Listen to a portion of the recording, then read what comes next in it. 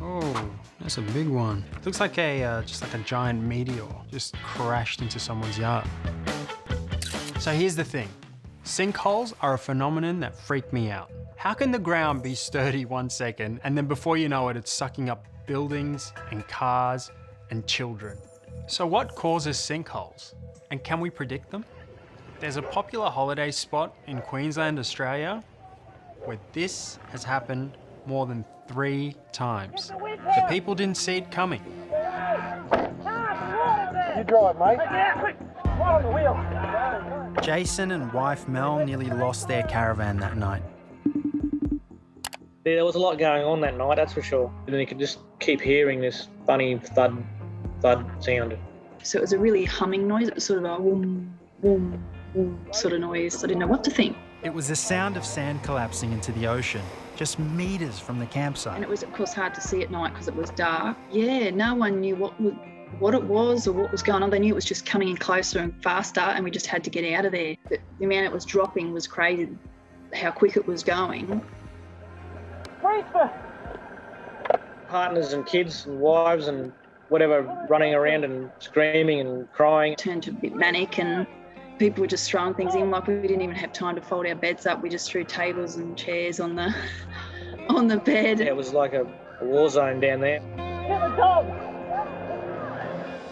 We just managed to get it out in time, so we had to basically scream at people to get out of the way. Literally, if we waited any longer, I don't think we'd have our car and caravan. Mate, go to that Land Cruiser. Jason and Mel were lucky. The campers next door lost their caravan and car. People, generators and gazebos and some chairs and fire pits and so on all went missing. They were just, couldn't get to them in time and just gone down the hole. Yeah, it's a memory that we'll never forget. Headlines dubbed it a sinkhole, but what happened at Inskip Point was something else entirely.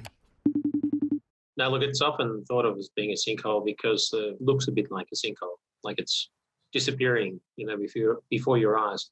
In fact, it's a slope instability. There was one crucial thing missing, a hole. A sinkhole is normally a near circular feature, and this is not. This is like an arc. It's a bit like taking a large spoon, and taking a bit of a scoop out of the coastline. Sitting at the gateway to the largest sand island in the world, Inskip Point is part of an unstable sandy peninsula. So what we see at Inskip, these subvertical pillars of sand, it's just a precarious equilibrium. Normally, we don't find sand piled that way in a natural condition. Too wet, too steep. Besides, every now and then to give way.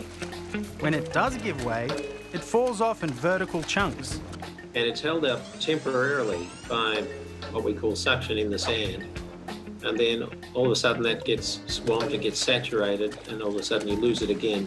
It forms another almost vertical slope. Like a sandcastle, wet sand helps the shoreline stay upright. So it's just basically what permits kids to build sandcastles. If you wet it a little bit, it gets almost subvertical. But if you wet it too much, it washes out by the water. Nature's a pretty powerful force. The ocean triggers this rare phenomenon. But what causes a true sinkhole?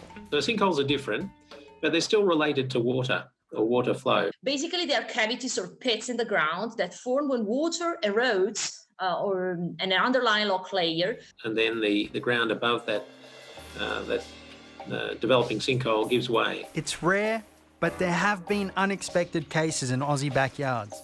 We get them in urban developments. We get them in sometimes and occasionally in the city. In the worst case, not so much in Australia, but in other parts of the world, we've had sinkholes that are big enough to consume a house. Urban sinkholes are usually the product of humans meddling underground. If we think about what's happening nowadays, digging, extraction, mining activities increases the intensity and frequency of the collapse of sinkholes. So because of anthropic activities, we will expect this to happen more frequently. You could say, what proportion of the Earth's surface has actually experienced a sinkhole, and that proportion would be minute, so small you wouldn't even count it. I mean, it's certainly not worth people getting stressed about it, that, we might have a sinkhole beneath us, we might all disappear in a hole suddenly. I think that's going a bit too far.